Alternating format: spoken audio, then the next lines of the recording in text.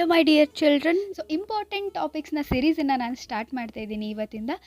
ಇವತ್ತು ನಾನು anatomy of flowering plants ಚಾಪ್ಟ್ರಲ್ಲಿ ಬರುವಂತಹ ಇಂಪಾರ್ಟೆಂಟ್ ಟಾಪಿಕ್ಗಳನ್ನು ಕವರ್ ಮಾಡ್ತಾ ಇದ್ದೀನಿ. ಸೊ ನಿಮಗೆ ಎಕ್ಸಾಮಿಗೆ ಹೆಲ್ಪ್ಫುಲ್ ಆಗಿರಲಿ ಅಂತ ಹೇಳಿ ಶಾರ್ಟ್ ಆಗಿ ಕ್ವಿಕ್ ಆಗಿ ವಿತ್ ನೋಟ್ಸ್ ನಾನು ನಿಮಗೆ ಈ ಒಂದು ಸೀರೀಸನ್ನು ಪ್ರೊವೈಡ್ ಮಾಡ್ತಾ ಇದ್ದೀನಿ. ಹಾಗಾಗಿ ನಾನು ಈ ವಿಡಿಯೋದಲ್ಲಿ ಜಸ್ಟ್ ಶಾರ್ಟ್ ಆಗಿ ಕ್ವಿಕ್ ಆಗಿ ನಾನು ನಿಮಗೆ ಹೇಳ್ತಾ ಹೋಗ್ತೀನಿ. ನಾನು ಇಂಪಾರ್ಟೆಂಟ್ ಈ ಚಾಪ್ಟ್ರಲ್ಲಿ ಬರೋ ಮೋಸ್ಟ್ ಇಂಪಾರ್ಟೆಂಟ್ ನಿಮಗೆ ಈ ವಿಡಿಯೋನ ನೋಡಿದ್ರಿ ಅಂತಂದರೆ ಈ ಚಾಪ್ಟರ್ಗೆ ನೀವು 80 to 90% ಅಷ್ಟು ಪ್ರಿಪೇರ್ ಆದಂಗೆ.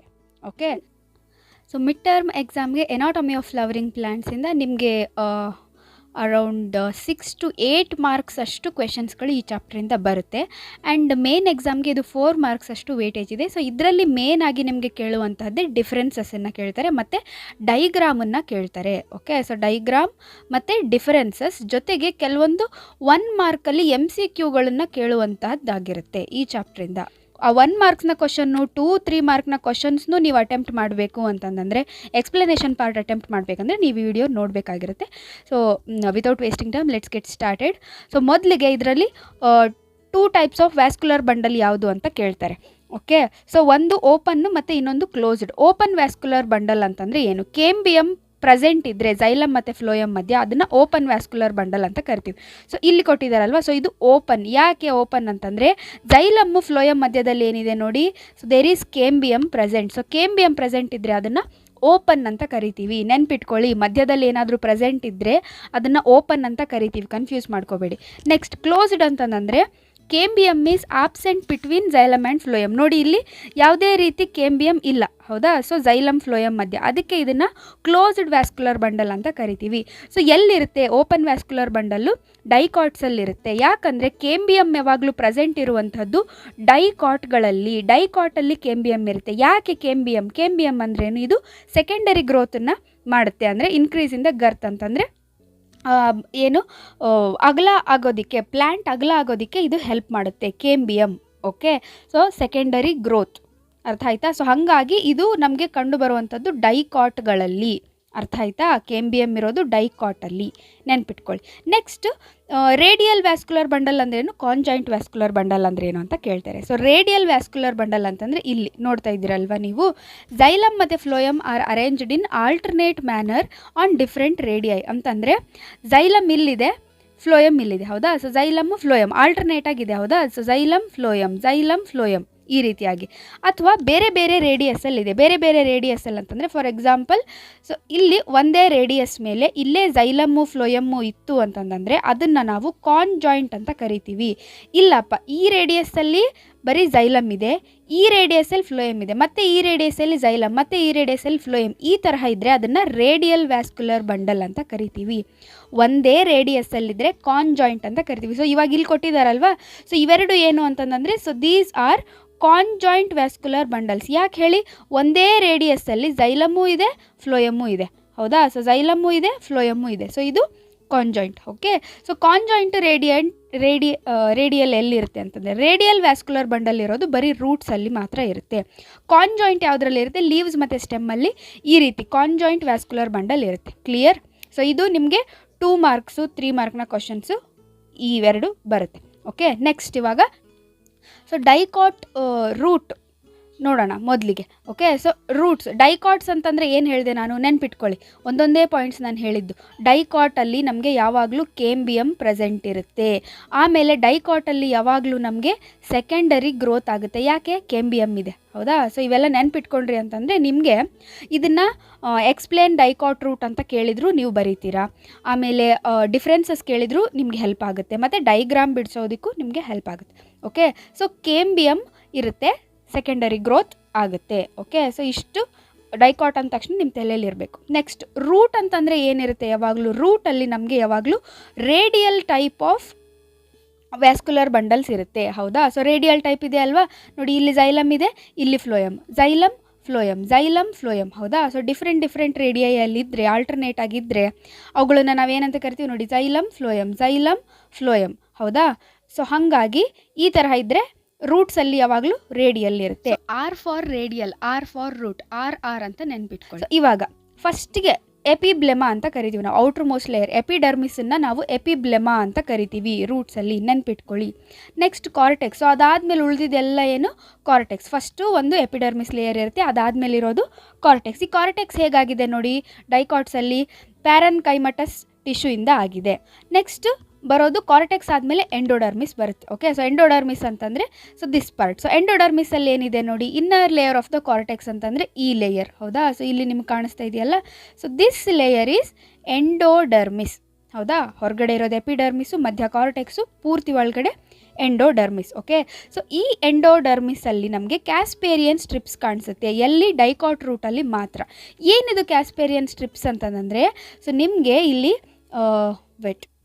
ಸೊ ಎಸ್, ಕ್ಯಾಸ್ಪೇರಿಯನ್ ಸ್ಟ್ರಿಪ್ಸ್ ಅಂತಂದರೆ ಇದು ಥಿಕ್ ವ್ಯಾಕ್ಸಿ ಮೆಟೀರಿಯಲ್ಲಿಂದ ಕೋಟ್ ಆಗಿರುತ್ತೆ.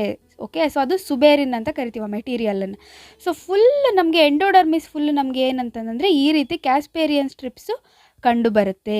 ಓಕೆ, ಸೊ ಇದೇನು ಮಾಡುತ್ತೆ ಅಂತಂದರೆ ವಾಟರ್ ಮಿನರಲ್ಸ್ ಅದನ್ನೆಲ್ಲ ಪಾಸ್ ಆಗೋದಕ್ಕೆ ಬಿಡಲ್ಲ. ಇದು ವಾಟರ್ ಇಂಪರ್ಮಿಯೇಬಲ್ ಇರುತ್ತೆ ಕ್ಯಾಸ್ಪೇರಿಯನ್ ಸ್ಟ್ರಿಪ್ಸ್. ಓಕೆ, ಇದು ಯಾವುದರಿಂದ ಆಗಿರುತ್ತೆ, ಸುಬೇರಿನ್ ಅನ್ನುವಂಥ ಮೆಟೀರಿಯಲಿಂದ ಆಗಿರುತ್ತೆ. ಎಲ್ಲಿರುತ್ತೆ ಇದು, ಎಂಡೋಡರ್ಮಿಸಲ್ಲಿ ಇರುತ್ತೆ. ನೆನ್ಪಿಟ್ಕೊಳ್ಳಿ, 1 ಮಾರ್ಕಲ್ಲಿ ಕೇಳ್ಬೋದು. ನೆಕ್ಸ್ಟ್ ಬರುವಂಥದ್ದು ಯಾವುದು ಅಂತಂದರೆ ಪೆರಿಸೈಕಲ್. ಓಕೆ, ಸೊ ಪೆರಿಸೈಕಲ್ ಏನು, ಎಂಡೋಡರ್ಮಿಸ್ ಆದಮೇಲೆ ಒಳಗಡೆ ಇರುವಂತಹ ಲೇಯರ್ಗೆ ನಾವು ಪೆರಿಸೈಕಲ್ ಅಂತ ಕರಿತೀವಿ. ನೆಕ್ಸ್ಟ್ ಅದಾದಮೇಲೆ ನಮಗೆ ಫುಲ್ ಮಿಡಲಲ್ಲಿ ಏನು ಬರುತ್ತೆ ನಮಗೆ, so we C the pith. Okay, so full ಮಧ್ಯದಲ್ಲಿ ನಮಗಿರುವಂಥದ್ದು ಏನು, ಪಿತ್ ಇರುತ್ತೆ. ಓಕೆ, ಸೊ ಆಯಿತು. ನೆಕ್ಸ್ಟ್ ಇವಾಗ ಈ ಪಿತ್ ಹೇಗಿದೆ ನೋಡಿ, ತುಂಬ ಚಿಕ್ಕದಿದೆ, ಸ್ಮಾಲ್. ಹೌದಾ, so it is very small. Next vascular bundles ಹೇಗಿದೆ. ಓಕೆ, ಸೊ ಡಿಫ್ರೆನ್ಸಸ್ಸು ಎಕ್ಸ್ಪ್ಲನೇಷನಲ್ಲಿ ಮೇನ್ ಆಗಿ ವ್ಯಾಸ್ಕ್ಯುಲರ್ ಬಂಡಲ್ಸ್ದೆ ಒಂದು 2-3 ಪಾಯಿಂಟನ್ನು ನೀವು ಬರಿಬೋದು. ಏನು ಬರಿತೀರಾ, ವ್ಯಾಸ್ಕ್ಯುಲರ್ ಬಂಡಲ್ಸು ಎಷ್ಟಿದೆ ನೋಡಿ ನಿಮಗೆ, 4 ಬಂಡಲ್ಸ್ ಇದೆ. ಹೌದಾ, so let me change the colour, ಇದು ಯೂಸ್ ಆಗಲ್ಲ. ಓಕೆ ನೋಡಿ, ಇಲ್ಲಿ ಝೈಲಮ್ ಇದೆ, ಇಲ್ಲಿ ಫ್ಲೋಯಮ್ ಇದೆ. ಝೈಲಮ್ ಫ್ಲೋಯಮ್ ಎಷ್ಟಿದೆ, 4 ಝೈಲಮ್ಸ್ ಇದೆ. ಹೌದಾ, so 4 xylem. Okay, so 2 to 4 xylem bundles ಇರುತ್ತೆ. ಹೇಗಿದೆ ಇವುಗಳು, ರೇಡಿಯಲ್ ಆಗಿದೆ. ಹೌದಾ, ಸೊ ರೇಡಿಯಲ್ ಅಂತಂದರೆ ಏನು ಹೇಳಿದೆ ನಾನು, ಆಲ್ಟರ್ನೇಟಿವ್ ಆಗಿರುವಂಥದ್ದು. ನೆಕ್ಸ್ಟ್ ಓಪನ್ ಟೈಪ್ ಇರುತ್ತೆ. ಯಾಕೆ ಓಪನ್ ಟೈಪ್ ಇರುತ್ತೆ, ಕೇಂಬಿಯಮ್ ಪ್ರೆಸೆಂಟ್ ಇದ್ದರೆ ಅದನ್ನು ನಾವು ಓಪನ್ ಟೈಪ್ ಅಂತ ಕರಿತೀವಿ. ಅಂದರೆ ಇವುಗಳ ಮಧ್ಯೆ ಕೇಂಬಿಯಮ್ ಇದೆ. Okay, so cambium is present, so secondary growth present. Stele ಅಂತ ಒಂದು ಶಬ್ದ ಬರುತ್ತೆ ಇದರಲ್ಲಿ. ಸ್ಟೀಲ್ ಅಂತಂದರೆ ಏನು, MCQ ಕ್ವೆಶನ್. ಹೌದಾ, so all tissues on the inner side of the endodermis is called as stele. ಅಂತಂದರೆ ಎಂಡೋಡರ್ಮಿಸ್ನ ಒಳಗಡೆ ಇರುವಂತಹ ಎಲ್ಲ ಪಾರ್ಟ್ಸ್ಗೂ ನಾವೇನಂತ ಕರಿತೀವಿ, ಸ್ಟೀಲ್ ಅಂತ ಕರಿತೀವಿ. ಸೊ ಎಂಡೋಡರ್ಮಿಸ್ ಒಳಗಡೆ ಯಾವ್ಯಾವುದಿದೆ, ಪೆರಿಸೈಕಲ್ ಇದೆ, ಝೈಲಮ್ಮು ಮತ್ತು ಫ್ಲೋಯಮ್ ಇದೆ, ಅದಾದ ನಂತರ ಪಿತ್ ಇದೆ. ಓಕೆ, ಸೊ ಇದಿಷ್ಟು ಸೇರಿ ನಾವು ಏನಂತ ಕರಿತೀವಿ, ಅದನ್ನು ಸ್ಟೀಲ್ ಅಂತ ಕರಿತೀವಿ. ಓಕೆ, ನೆಕ್ಸ್ಟ್ ಮೋನೋಕಾಟ್ ರೂಟಿಗೆ ಬರೋದಾದರೆ, ಸೊ ಆಲ್ಮೋಸ್ಟ್ ಎಲ್ಲ ಸೇಮ್ ಇರುತ್ತೆ ಇದರಲ್ಲಿ. Epidermis, cortex layer, okay, so endodermis ಇದೆಲ್ಲ ಪ್ರೆಸೆಂಟ್ ಇರುತ್ತೆ.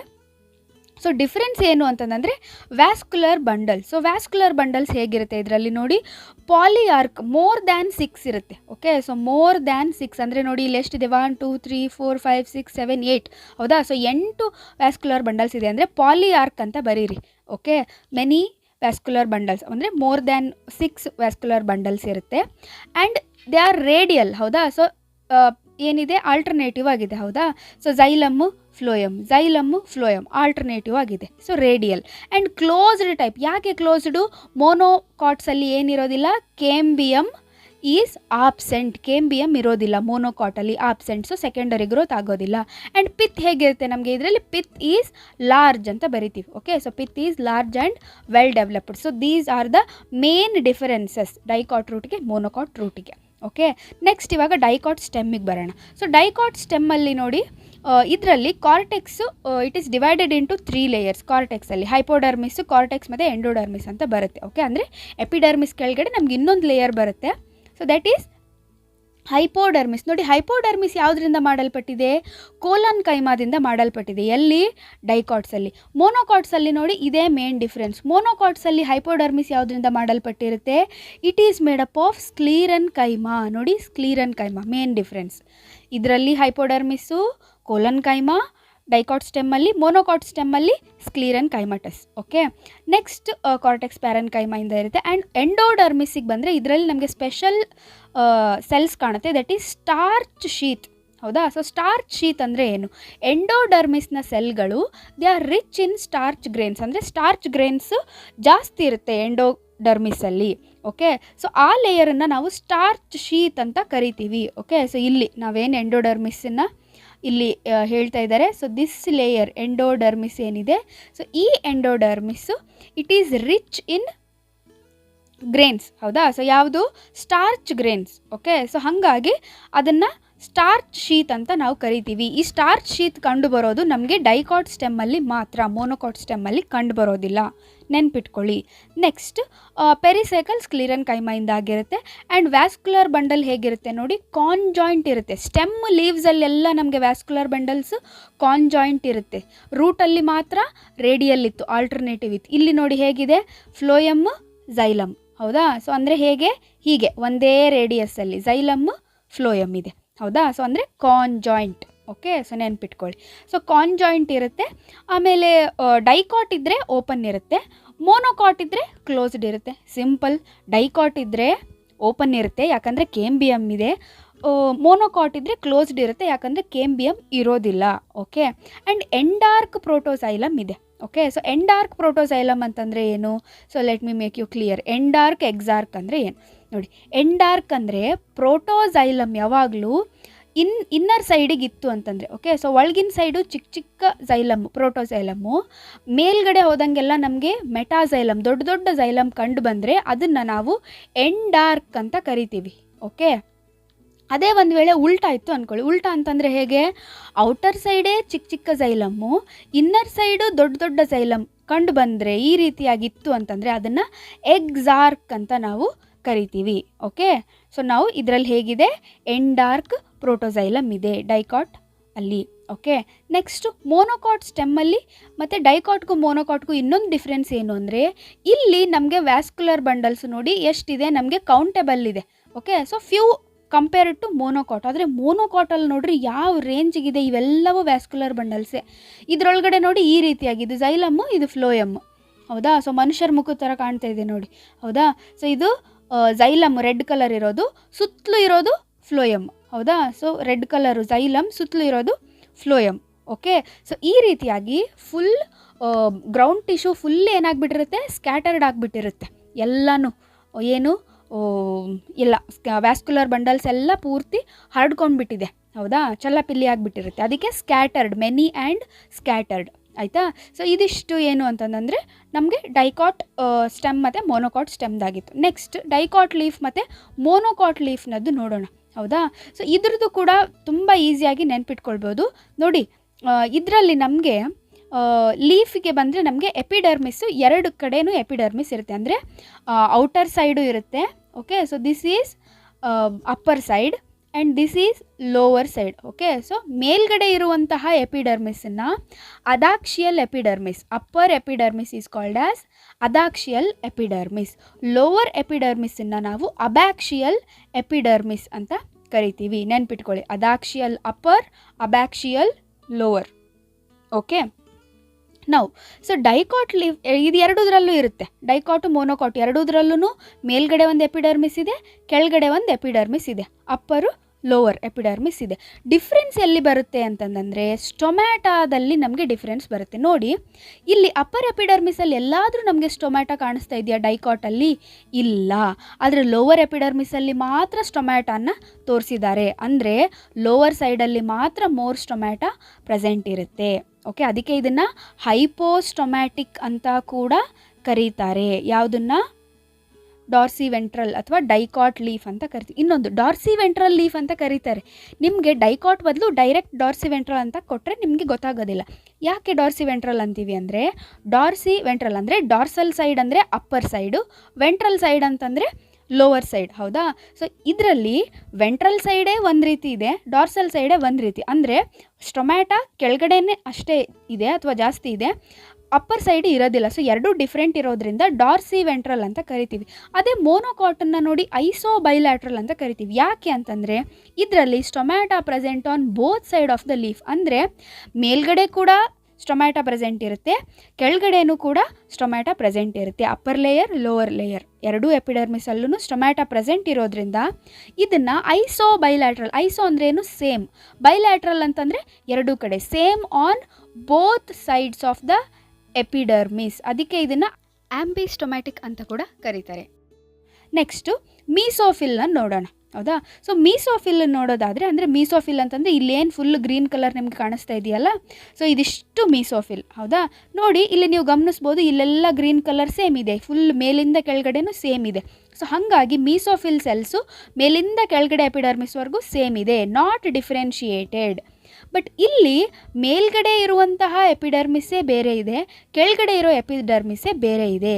ಏನು ಹಾಗಿದ್ರೆ ಅಂತ ನೋಡೋದಾದರೆ, ಸೊ ನೋಡಿ, ಮೇಲ್ಗಡೆ ಇರುವಂಥ ಎಪಿಡರ್ಮಿಸನ್ನು ನಾವು ಪ್ಯಾಲಿಸೇಡ್ ಮೀಸೋಫಿಲ್ ಅಂತ ಕರಿತೀವಿ. ಯಾಕಂದರೆ ಇದು ನೋಡಿ ಉದ್ದುದ್ದ ಇದೆ. ಹೌದಾ? ಸೊ ಉದ್ದುದ್ದ ಮೀಸೋಫಿಲ್ ಸೆಲ್ಸ್ ಇದೆ.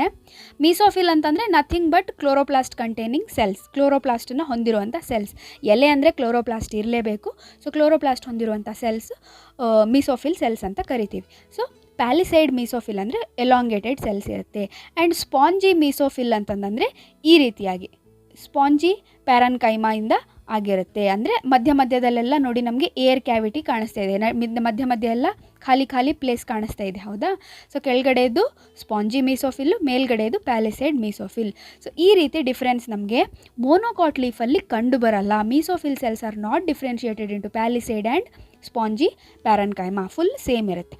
ನೆಕ್ಸ್ಟ್ ವ್ಯಾಸ್ಕ್ಯುಲರ್ ಬಂಡಲ್ಸಿಗೆ ಬಂದರೆ, ಇದರಲ್ಲಿ ವ್ಯಾಸ್ಕ್ಯುಲರ್ ಬಂಡಲ್ಸು ಮಿಡ್ ರಿಬ್ ಮತ್ತು ವೇನ್ಸಲ್ಲಿ ಪ್ರೆಸೆಂಟ್ ಇರುತ್ತೆ. ಮಿಡ್ ರಿಬ್ ಅಂತಂದ್ರೆ ಏನು? ಸೊ ದಿಸ್ ಈಸ್ ಲೀಫ್ ಅಂತಂದರೆ, ಸೊ ಇದು ಮಿಡ್ ರಿಬ್ಬು ಮಧ್ಯದಲ್ಲಿರುವಂಥದ್ದು. ಸೊ ಇಲ್ಲಿ ಆ ಕಡೆ ಈ ಕಡೆ ಎಲ್ಲ ವೇನ್ಸ್ ಇರುತ್ತಲ್ವಾ, ಸೊ ದೀಸ್ ಆರ್ ವೇನ್ಸ್. ಹೌದಾ? ಸೊ ಈ ರೀತಿ ರೆಟಿಕ್ಯುಲೇಟ್ ವೆನೇಷನ್ ಇರುತ್ತೆ ಡೈಕಾಟಲ್ಲಿ. ಆದರೆ ಮೋನೋಕಾಟಲ್ಲಿ ನೋಡಿ ನಮಗೆ ಈ ರೀತಿಯಾಗಿರುತ್ತೆ. ಹೌದಾ? ಸೊ ಮಧ್ಯ ಒಂದು ದಪ್ಪ ಮಿಡ್ ರಿಬ್ ಇರುತ್ತೆ, ಉಳಿದಿದ್ದೆಲ್ಲ ವೇನ್ಸ್ ಹಿಂಗೇ ಬಂದಿರುತ್ತೆ. ಓಕೆ? ಸೊ ಎಲ್ಲ ವೇನ್ಸಲ್ಲಿ ಮತ್ತು ಮಿಡ್ ರಿಬ್ಬಲ್ಲಿ ನಮಗೆ ಈ ವ್ಯಾಸ್ಕ್ಯುಲರ್ ಬಂಡಲ್ಸು ಕಾಣಿಸುತ್ತೆ. ಓಕೆ? ಆ್ಯಂಡ್ ವ್ಯಾಸ್ಕ್ಯುಲರ್ ಬಂಡಲ್ ಸುತ್ತಲೂ ನಮಗೆ ಬಂಡಲ್ ಶೀತ್ ಸೆಲ್ಸ್ ಕಾಣಿಸ್ತಾ ಇದೆ. ಓಕೆ? ಸೊ ಇಲ್ಲಿ ನಿಮಗೆ ಕಾಣಿಸ್ತಾ ಇದೆಯಲ್ಲ, so this is bundle sheath cells. ಇಲ್ಲಿ ಮಧ್ಯದಲ್ಲಿ ನೋಡಿ ನಿಮಗೆ ಝೈಲಮ್ ಇದೆ, ಅದಾದ ನಂತರ ಸುತ್ತಲೂ ಫ್ಲೋಯಮ್ ಇದೆ. ಓಕೆ? ಇನ್ನು ನೆಕ್ಸ್ಟ್ ಮೋನೋಕಾಟ್ ಲೀಫಲ್ಲಿ ನಮಗೆ ಸ್ಪೆಷಲ್ ಟೈಪ್ ಆಫ್ ಸೆಲ್ಸ್ ಕಾಣುತ್ತೆ. ಯಾವುದು ಅಂತಂದರೆ ಬಲಿಫಾರ್ಮ್ ಸೆಲ್ಸ್. ಈ ಬಲಿಫಾರ್ಮ್ ಸೆಲ್ಸ್ ಏನು ಮಾಡುತ್ತೆ ಅಂದರೆ, ಇದು ಎಪಿಡರ್ಮಲ್ ಸೆಲ್ಸ್ ಆಗಿರುತ್ತೆ. ಓಕೆ? ಸೊ ವೇನ್ಸಲ್ಲಿರೋ ಎಪಿಡರ್ಮಲ್ ಸೆಲ್ಸು ಇದೇನು ಮಾಡುತ್ತೆ ಅಂತಂದರೆ, they regulate the leaf surface exposure and curling in monocot leaf. ಈ ಬಲಿಫಾರ್ಮ್ ಸೆಲ್ಸ್ ಏನು ಮಾಡುತ್ತೆ, ಇದು ಮೇನ್ ಆಗಿ ನಮಗೆ ಈ ಮಿಡ್ ರಿಬ್ ರೀಜನ್ನಲ್ಲಿ ಅಥವಾ ವೇನ್ಸ್ ರೀಜನ್ನಲ್ಲಿ ಪ್ರೆಸೆಂಟ್ ಇರುತ್ತೆ. ಎಪಿಡರ್ಮಲ್ ಸೆಲ್ಸೇ ಬಲ್ಲಿಫಾರ್ಮ್ ಸೆಲ್ಸ್ ಆಗಿರುತ್ತೆ.